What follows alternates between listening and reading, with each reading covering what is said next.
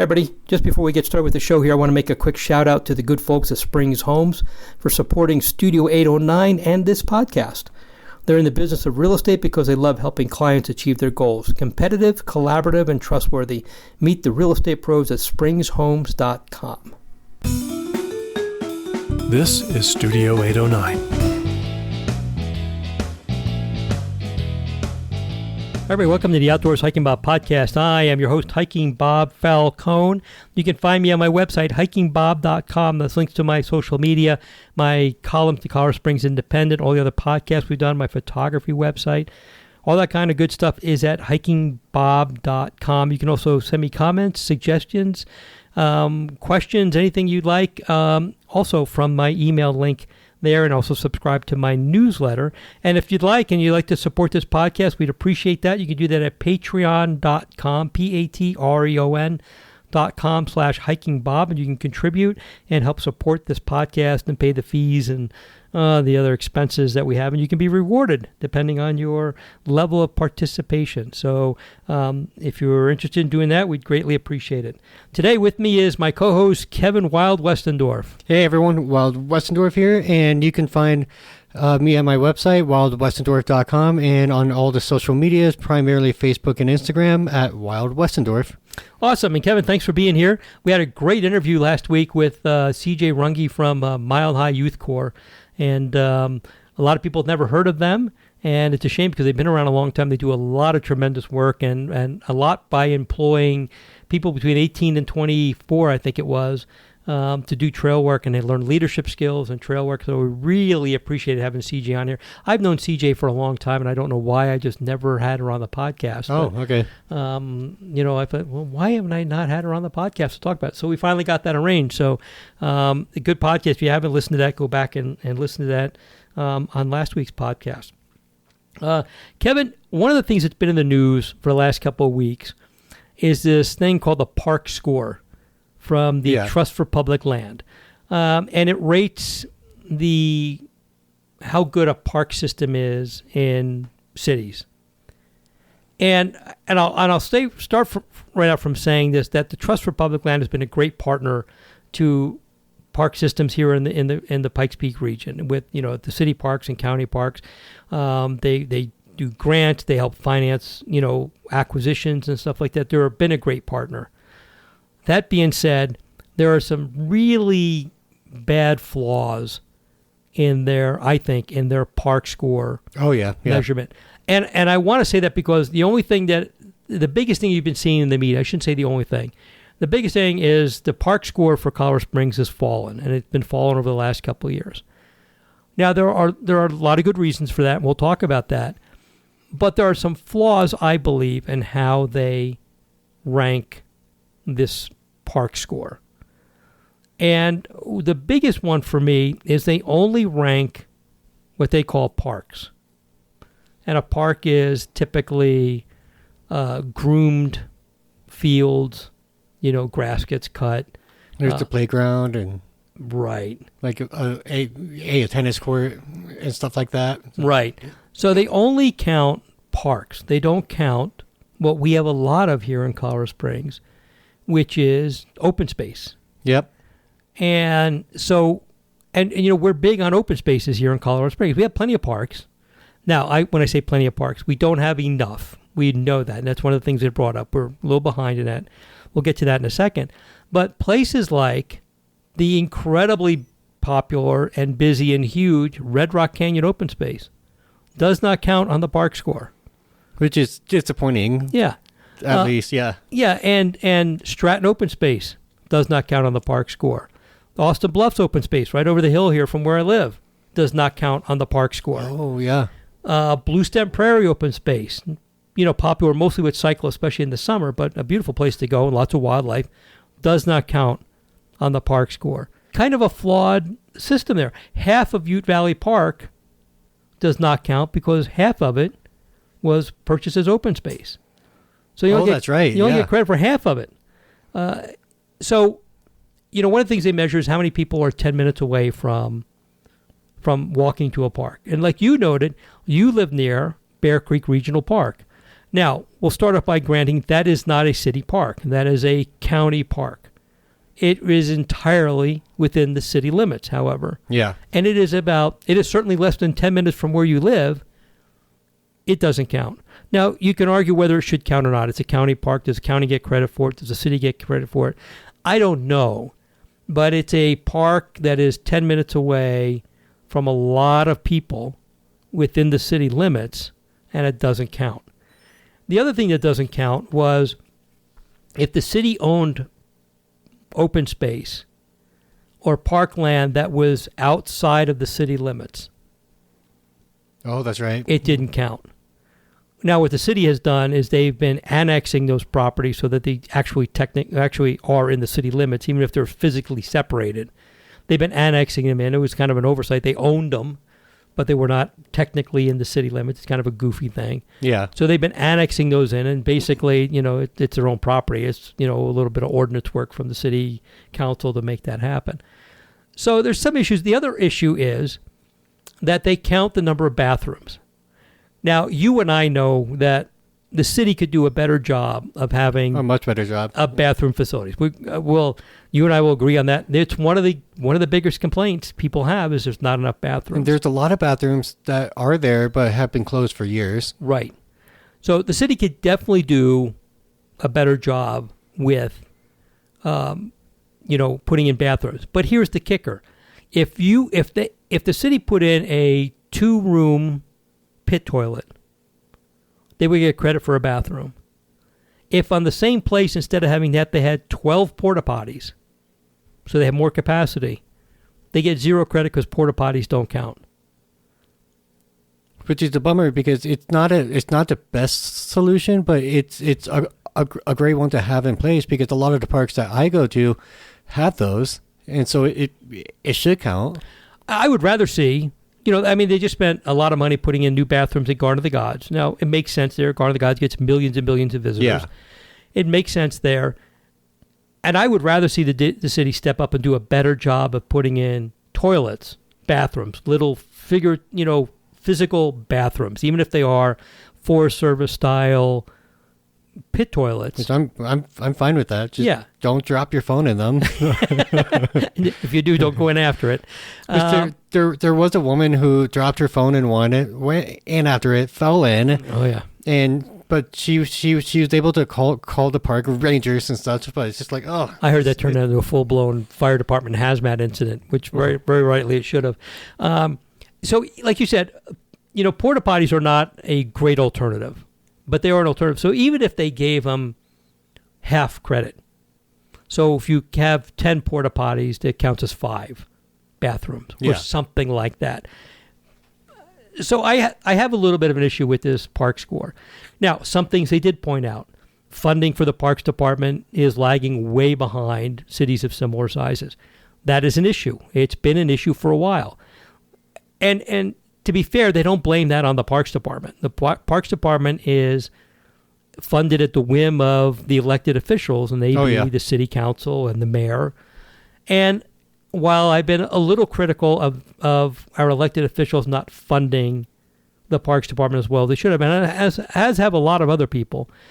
I will acknowledge and give them a little bit of credit that they're faced with a lot of challenges. They have to fund police and fire and public works, roads. And we know roads have been a nightmare, slowly getting better. We had to get a special tax to pay for the roads. They're going to do another 175 miles of roads this year, which I think is a wonderful thing. So I'll give the city officials, the elected officials, a little bit of slack because they've had to balance a lot of things. But when we're still not funding the Parks Department at where it was before the recession, which was now how many years ago? 14 years ago? Yeah, it started in 2008. Right. Yeah. It's been a long time. So, the thing is, well, when are we going to finally get off our duffs and fund it? I know I'm going to make some elected officials unhappy with me, but that's what you're elected to do. And I want to be fair. This is not just the current elected officials and the current mayor. This goes back to the because they're term limited, so they're not there forever. So this goes back to the city council before the current one. This goes back to the mayor before the current one. Yeah. It goes back to the ones before them too. So I want to be fair. I'm not resting this completely on the shoulders of the current city council and the current mayor. This goes back to the ones before them and the ones before those who were there during the recession. So there's a lot of there's plenty of I don't want to use the word blame. It's not the right word. I can't think of anything better right now. There's a lot of this to spread around as who's. I don't even want to use the phrase finger pointing. I'm not trying to make anybody mad. Just pointing out that when you look at these park scores, it's easy to say, well, the Parks Department's doing a crappy job. When I'm going to tell you, well, the Parks Department's doing pretty good for the budget it's given. Yeah. And I can tell you the parks directors have been fighting to get more money since the recession and haven't gotten very far with that. Well, I was shocked to find out that before the recession, the parks budget was 18 or 19 million, and it shrunk down to like 3-point-something million. Like, that's a drastic cut. I think it's up significantly since then, but it took a beating during the recession. So when we look at this ParkScore, and of course, both the Independent and the Gazette both were like, well, look how terrible this is. They do note, if you read all the way through it, we're doing pretty good here and doing pretty good there. We are failing in some places. We don't have enough parks on the southeast side of town. The southeast side of town tends to be heavier with a minority population, so we're not doing as good by them as we should. The Parks Department recognizes that, and there have been a push. They're building that panorama. Which looks incredible. It looks incredible, and millions of dollars going into that because they recognize, justifiably, that part of town has been neglected. The west side of town has been getting more. Now, there's some reasons for that. The west side of town butts up against the U.S. Forest Service. It's up against the hills. There's not as much developable land there to develop, housing and stuff like that. So the land kind of naturally becomes open space or parkland. The Fisher's Canyon open space at the city just up against Cheyenne Mountain. There was going to be some houses built in there, but obviously not all the way up the mountain. So what else are you going to do with it? Then, well, we might as well acquire it and make it an open space. When you're on the flatlands on the east side of town, it just makes more sense and more of that becomes developable. Now, there is a public land development ordinance that requires developers to put in a certain amount of money to build parks and stuff like that. That's been controversial because they actually reduced how much money developers are supposed to give. And I'll tell you flat out, a really bad decision. Yeah. Oh, yeah. To reduce that, which means there's less money coming in from people who are developing that land so they can build parks for the neighborhoods they're building. And I completely agree with that. And I forgot the city council voted for that. Was it last year? Yes. And I forgot about that. So when I was reminded of it, it made me mad again. Really frustrated. And that was against a lot of people saying that was the wrong direction to go in. And I still think that's the wrong direction to go in. There was, the last TOPS, Trails Open Space Program tax that we had was up for renewal and got defeated. Part of it was, I believe, and in talking to people in the community, because there were an effort to try to make that a backdoor funding mechanism for the entire Parks Department. And that's not what it was intended for. And a lot of people voted against it because parks are part of the city infrastructure and should be funded appropriately from the general fund. I'm not going to say I disagree with that opinion whatsoever. The TOPS fund was not intended to fund all the parks in the city. It's not. It's intended to primarily to purchase open space and trails and then to develop them as an open space, not as a park, and to maintain them and do those kind of things. So I think when there's going to be a new TOPS ordinance vote to extend it, I think you're going to see that language be drastically changed from how it was on the last election. Oh, yeah. To reflect that. So when we read these things, when we read this Trust for Public Lands thing, and I'll include a link to it at the TPL website. Take the time to read through the whole thing, and if you see a newspaper article on it, read through the whole thing, and you'll see what I'm talking about. It does note, like I said, there are some deficiencies that we really do have. Yeah, but I don't think any of those surprise anybody. The Parks Department has acknowledged that they're behind, and they're behind because they just don't have the funding. They don't have the manpower. They're trying their best, I believe, and I have no reason not to believe them. I work with those, with the folks there and very closely, and they are trying, but there's only so many people and so much money. That, again, we know falls to the elected officials out of the general fund to support that. The city does do a great job of getting grants and matching grants, and they get, if you give them $1 million, they're very good at converting that to $2.5 million by getting a grant here and a grant there, and applying for this here, and volunteer labor, and using all the resources they have to extend those things. And the county parks does a wonderful job at that too. Yeah, and they're funded even less than the city parks are. But also, and I'll just take a side note here: the county does not develop community parks. They only develop regional parks because the county is huge, and they rely on the developers to build or fund local parks. And I think the county's version of the PLDO does a better job at that than the city's version of that does. Okay. Not that they charge more, but how they administer it and stuff, I think they do a better job of it. In any case, so when you read the headline, how we're falling in our park score, yeah, the park score is worse. But realize that there's a lot of things that just doesn't. Blodgett Open Space, for example, I'm thinking of another one. Oh, yeah. Another hugely popular, beautiful open space within 10 minutes of a boatload of people doesn't count because it's an open space and not a park. I think that's ridiculous. So from our friends at Trust for Public Land, don't forget, I really appreciate all the work you do and you help us a lot, but really you need to relook at how you're grading these parks. And I'll tell you that a park on the East Coast in a major metropolitan area is different than an open space in the West. Yeah, and I did read this piece in the CSND about how decent way to increase funding to the parks is the fact that we are, I would say, after the military, we're a tourist city. And there is this tax called the LART tax, which is the Lodging and Recreation tax. Lodging automobile rental tax. Oh, okay. So it's a tax lodged on hotel rooms and basically hotel rooms and rental cars. Yeah. And how we have some of the lowest taxes of that in the state, when we're probably like just after Denver or a few steps after Denver and being the most visited. Well, and it's good you mentioned the LART tax because there's been a lot of talk about increasing that. And I think you could double it and still be far lower than most places. But the concern is that the people who vote on it, which would be the people here in Colorado Springs, to vote on the tax, because it's tax, so the people here have to vote on it, are the people who don't pay it. Yeah. It is paid by primarily for tourists. Now, if you and I rent a car for some reason, we would have to pay it. Yeah. If we decide we're going to spend the night at the Antlers or the Broadmoor, we would pay it. But we're not the ones who really pay it. Problem you would have, and it would be how you message it, is to make people understand we want to increase the tax that you don't pay.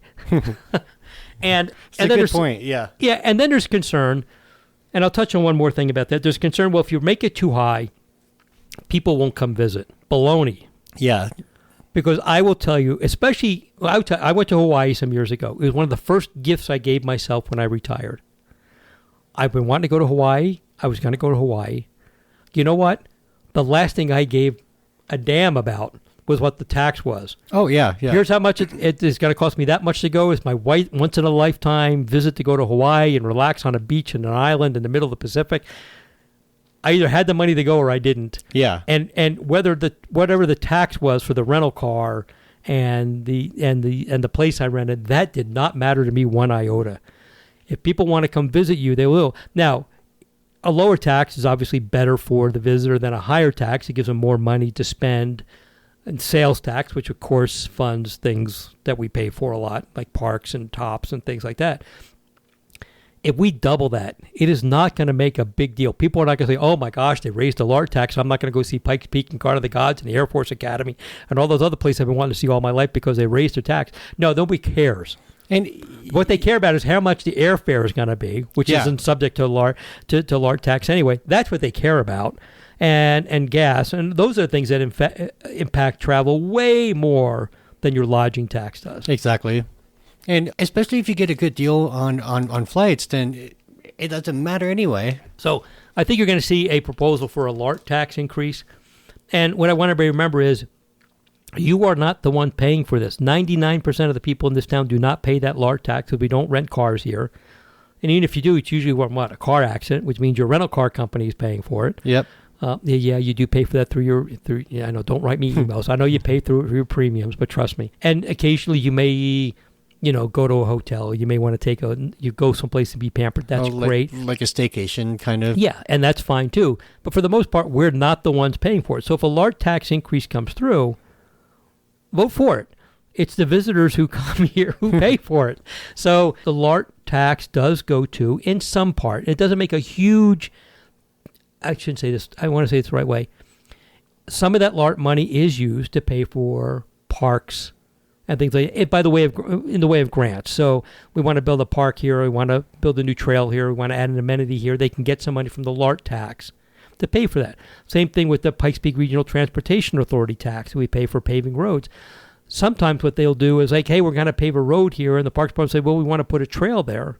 They'll use some of that PPRTA money to, like we did at Cottonwood Creek Trail up north, where one goes under Academy Boulevard. Yep. A lot of that was working with PPRTA. Well, we're going to build a bridge here anyway. Well, while you're building that bridge here, can we make a little accommodations? They paid for some of it. Parks paid for some of it. I think there was some grant money in that. That's how this stuff works. So again, we go back to using money from different sources to pay for things. But yeah, the LART tax is an example of if people are going to a place once in their lifetime, they don't really care what that costs. They're going to pay for what really matters is how much is it going to cost me to get there. Well, how much is airfare? How much is gas? I think that right now the rising cost of gas, although they're saying right now it doesn't matter. People are still traveling all over the place despite gas being, well, here it's $4.29 a gallon, I think. Yeah. People are still driving all over the place. And I have some ideas on why that is. I think we have a robust economy at the same time there's inflation. So people can make do. And a year from now, if it's still like this, that might change. But anyway, you're correct on the LART tax. Very good observation on that matters. And we should increase that. If you're coming, because those are people who come here, have an impact on what we do. And the same thing when you and I go someplace, an impact on the infrastructure we were visiting. Exactly. But we're not paying our property taxes to support it. So there should be a way to recoup some of that. I mean, don't kill them for crying out loud. We double it, we'll still be lower than most places and do such a tremendous improvement. And I know that the demand is there because there's new hotels being built all over the place. So it's like, okay, so there is a need for it. Right. Yeah. The people who pay for those hotels just don't build them willy-nilly. They do a lot of research to see if they can fund them, and make them worthwhile. They obviously don't want to lose anything. So anyway, that's the scoop with the Trust for Public Land thing. I just want people to recognize there's a lot of things that are not measured that we here in Colorado Springs value. And I think TPL could do a better job of how they score these things and recognize that in the West, we value more open spaces than we do. I should say we don't value community parks. We need more of them. We've discussed that. There's some parts of this town that are way behind on their community parks. They're valuable. They need to be built. But we also recognize that we also value our open spaces, and they just don't count, and they should count. And a porta potty is not the best alternative, but it's still a bathroom. Exactly. So you got to count for something, for crying out loud. Kevin, a couple of things coming up, one of which is kind of breaking news. We've had some pretty crazy weather the last 2 weeks. We've had wind that just hasn't want to stop. There was actually a really good article in the Colorado Sun that I posted on my Facebook page about why it's been so windy. Yep, I read that one. It's complicated. It's jet stream and warming and all that kind of stuff. The good news is they anticipate in probably another week or so that's going to finally get back to normal. And it's funny because we had that huge snowstorm last week, a foot of very heavy wet snow, which was great to get, even if it killed the trees down all over the place. But the bad part is the wind dried it up. That foot of wet snow would have done us good for probably a month. Oh, yeah. It's dried up. Things are just as dry because that wind just evaporated all away. I was shocked at how fast it was gone. And one of the ways you could tell was how few trails had any mud. Yeah. I was fully expecting a ton of snow on the hikes that I did over the weekend because it was higher elevation and such. It was dry, except for some shady patches. There's a little bit of snow, but that's it. I was shocked. I did a Trail Ambassador hike in Cheyenne Mountain State Park the other day. No snow and no mud. So that tells you that stuff just got the wind just blew it away. Not blew, but evaporated it. So it's very dry out there. In any case, we had the storm. We've had a lot of wind. And just in the last day or so, there was this huge rock slide. I shouldn't say huge. It was significant rock slide on the Section 16 trail, also known as the Palmer Red Rock Loop Trail. So that's a trail that loops from High Drive up into what they call Section 16, and then loops over into the south end of Red Rock Canyon. And there was a rock slide on that trail, a pretty huge chunk of rock. You can see the rock that it came off of, and half of that rock is still there, and it's huge. Came down, it wiped out a bridge, wiped out a waterfall, wiped out a bunch of trees. So that trail is now closed. And you and I were looking at this beforehand. The news release hasn't come out yet, but on the Cotrex, the state's Cotrex app, it's already got a red line and it's marked as closed. That's going to be closed at least until June 11th. And I was talking to somebody from the Forest Service this afternoon. They're going up there. They're going to have to bring experts with them. The federal government can't do anything without a lot of consultants. That's okay. They're going to go up there and they're going to evaluate whether there's any more threat of the rest of that huge rock coming down, check the viability of the bridge. And we're talking about a bridge. It was what, Kevin, what was that bridge? 4 feet long? Oh, yeah. I mean, it was a very, very small one. But it kept you out of a creek where there was slippery rock that you could have slipped and fallen. And it's on a steep slope, so if you slipped down there, you could have gotten hurt. So a small bridge, a cheap to build bridge, nothing dramatic to replace it, but a necessary bridge to get across that little creek safely without, you know how it is, that water runs over that stuff, it gets slippery. You could slip on that and just get hurt. So it's a necessary bridge. It will cost probably $100 in parts to replace it, and a half a day from a couple of people who know what they're doing to build it. But in any case, so that trail is closed, and it's going to be closed for a little while until they go up there. So please honor the closed signs. You can't get around it. It's on a steep slope. You can't go below it. You can't go above it. And we don't know if the rest of that rock is going to come down. And it was this. A friend sent me a video she got from a friend who was up there 2 days ago, and was like, "Holy moly, that did a job on it there." People who go up there who are familiar with that trail will know the little bridge on this little creek that I'm talking about. So that's been closed. It's on Forest Service land, but on both ends it ends up on city land. So the city Parks Department and the Forest Service are working together to get that closed. You mentioned doing a hike the other day. You went up the Catamount Falls Trail, which just reopened after a dispute with the landowner. Yep, it reopened on May 11th, and it's still one of the best trails in the Pikes Peak region. Because I just love the variety that you hike through. You know, you hike up steep switchbacks where there's 3 or 4 good-sized waterfalls. Then you go into this valley called Garden of Eden, which I think fully earns that name. It's especially at this time of the year with like late spring and we're approaching summer. The valley has a creek that runs through it, and it's just very lush and green. I found wild strawberries up there before. And then you end the hike kind of going through uphill a little bit, and then you get to a dirt road that takes you straight up to the reservoir up on Pikes Peak, which is South Catamount Reservoir. No, it's north, is the nearest one. But one of these days, I do want to go up there because I keep forgetting you can turn that into a big loop. And I want to go up there and turn that into a loop because I've never gone up or down the Crystal Falls Trail. So I'd like to see what that's like. That's a trail with a crap load of switchbacks. Yeah. Yeah, I saw the map and I was like, my friends and I were thinking about it, but none of us had ever done that trail on the way down. So I was like, okay, it's probably safe to just kind of go back the way we came, because I just didn't know if I could see all the switchbacks, but I just didn't know like are they gonna be really, really steep like the Heiser Trail is and such. So if you want to do that, my suggestion is instead of going up the Catamount Trail and then coming down Crystal Falls Trail, go the other way. Okay. Because that road, because you're going to be on the paved road for a while, that road is you're going counterclockwise, is very steep to go up. Okay. And it's a big, long S-turn, and it's just very steep. So if you go up the Crystal Falls Trail, which is about a mile, has a lot of switchbacks, and I just did it not too long ago with Cole. It's not that difficult to do. It's just a crap load of switchbacks.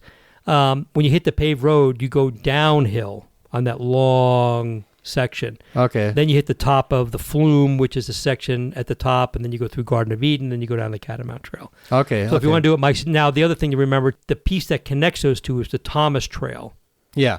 The Thomas Trail is going to be closed Monday through Thursday for most of the rest of the summer for fire mitigation. Okay. You can do it on weekends, but they're going to be closed on weekdays.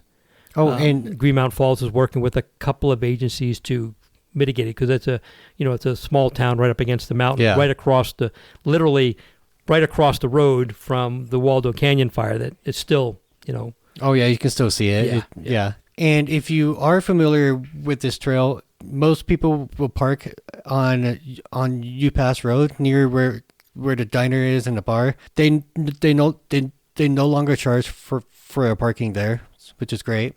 Oh, cool. Yeah, because there was a few trail ambassadors there, just to check on everyone. Good. And I was trying to find the pay station, and the guy was like, "Nope, we stopped that after last year." So. Oh, good.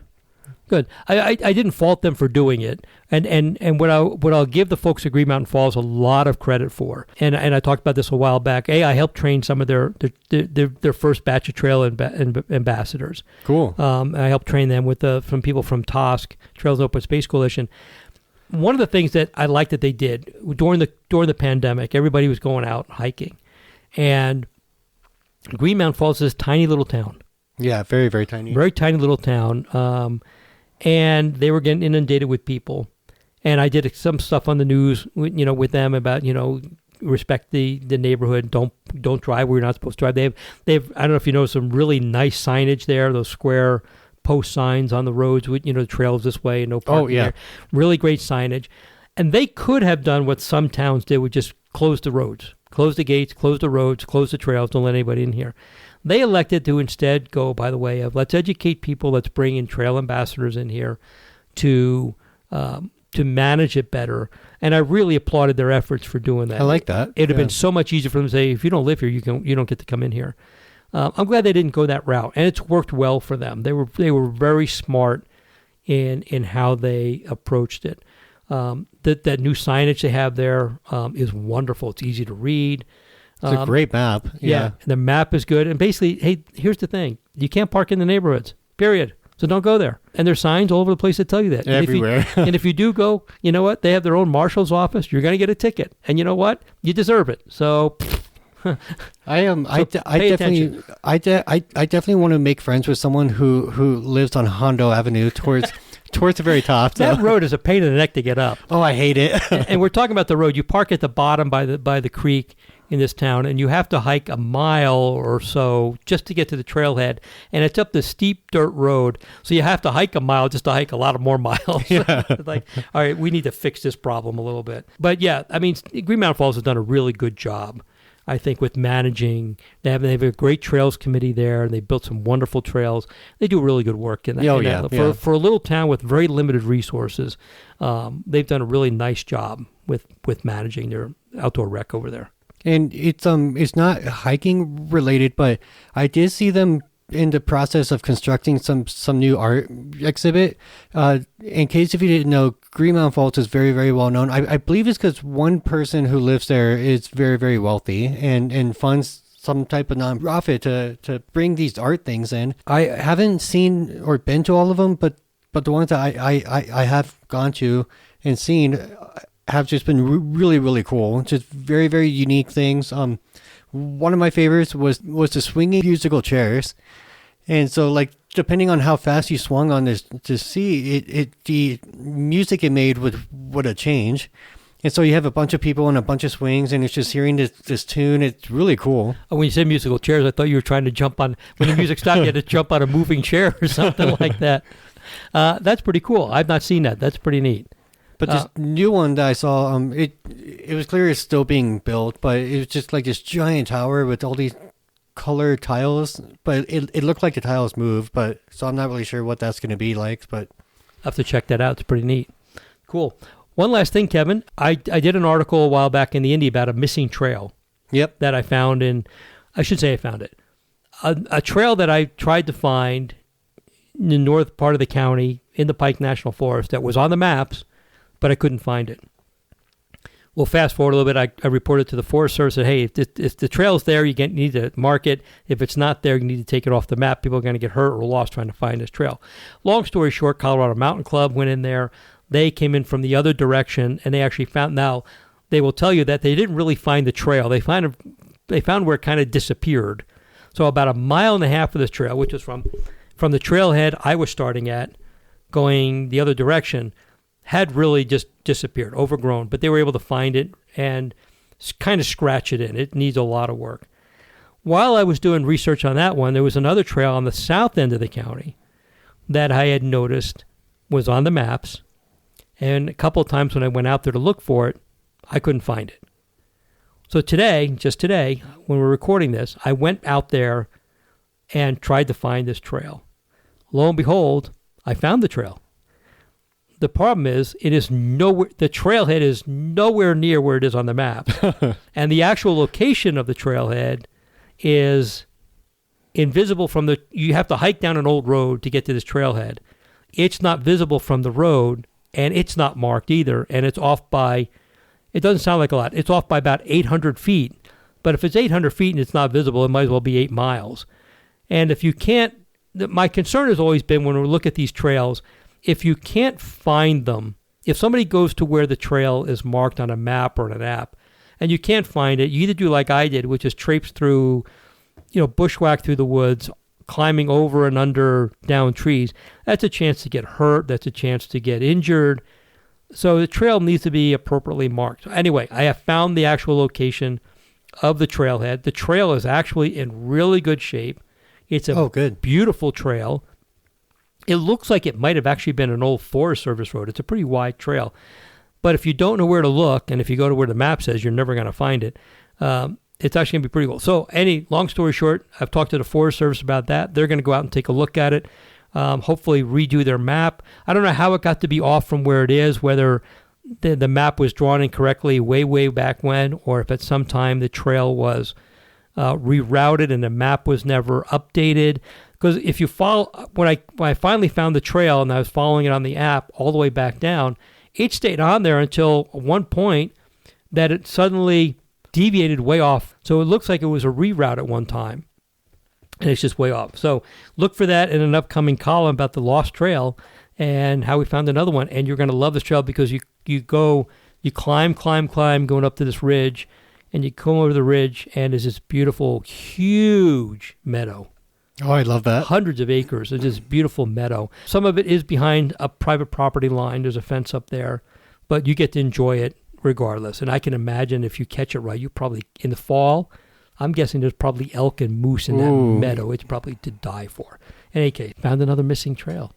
All right, so I think next we have to send you to find the lost city of Atlantis. I'm not telling you where that's going to be. I want to find the Fountain of Youth and the Lost City of Atlantis, and we'll be in good shape. Kevin, you have anything else you want to bring up today?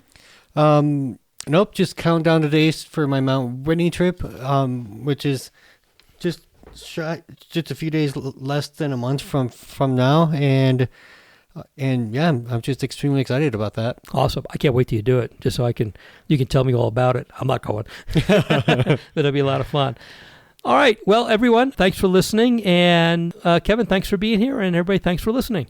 We'll talk to you later. Before you go, did you know you can rate and review our Studio 809 podcasts? That will help us because our egos really need to have thousands and thousands of listeners. But that helps our wonderful sponsors reach more ears too. And we do love our sponsors. So just go to Studio 809 or any individual 809 podcast in your iTunes or podcast app and click on ratings and reviews. Thanks.